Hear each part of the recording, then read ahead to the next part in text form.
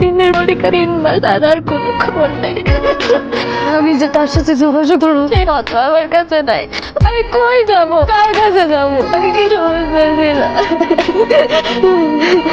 কয়েকবার নোটে গেছিলাম কিন্তু সাহস করতে পারি নাই। ভাতিজা কি ঠিক করলি? হাতিরে কবে বিয়ে করবি? ঠিক আছে, দুজনে বিয়া আমি নিজে ঢাক হল পিঠে পুরা গ্রামের মানুষের দাওয়াত ধরে আলতা মেম্বারের খুল যা এত ও চিন্তা করে কি মৌসুমি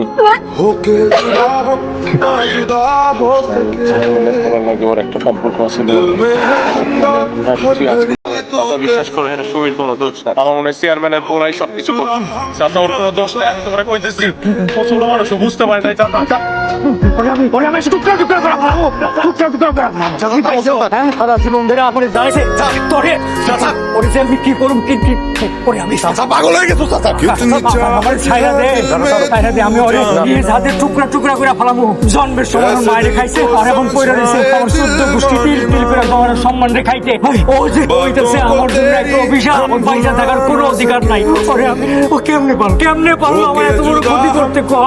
আমি মাইরে পাগল হয়ে গেছো তুমি। আজকে সুমির হালে হালে লেগে তুমি আমার দেখতে পারো ওই জন্মের পর থেকে আজ পর্যন্ত তুমি ওর সন্তান স্বীকার করছো কিনা? করো না। আর জীবন এই মায়ের অভিশাপ মনে তোমার রয়ে গেছে ওরে দিয়ে গেছে তো ওর কি তো কোনো দোষ করে সারাটা জীবন সে মায়েরা কোনো দোষ করে নাই। এই দোষের লেগে পস্তায় মায়েরা করে একা থাকে। কোনো বন্ধু বান্ধব কেউ নাই ওর লয়ে কিন্তু কথা কয়। ওরে জিজ্ঞাসা তুমি কখন হয়েছে ও কেমন আছে ওর মনের অবস্থা কোনো গান দিয়ে যদি কইবো যে কোনটা ঠিক কোনটা ঠিক কোনটা করবি না যদি একটা বার নিজের ভাই আদর করে মুখে চড়াই দেন না আজকে এত বড় পান জানো না তোমার ভাইয়া